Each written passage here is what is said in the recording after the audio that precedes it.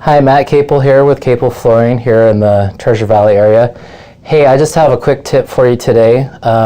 Sometimes people are concerned that maybe their tile on their floor was not installed correctly or something like that. Here is a quick tip to figure out if it's done correctly or not. So it's called the golf ball test. So I have a golf ball here, nice and orange. Okay, so in this area here, in this entry, so if I bounce the golf ball, listen really closely, okay? See how it comes right back up? Really sturdy.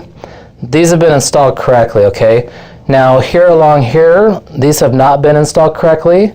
So if we come up a little bit closer, listen really closely. See how it goes boom, like that? Versus this. These have not been installed correctly, and what that means is that sound, you can tell that there wasn't enough thinset put underneath it to glue it to the actual floor or to the backer board.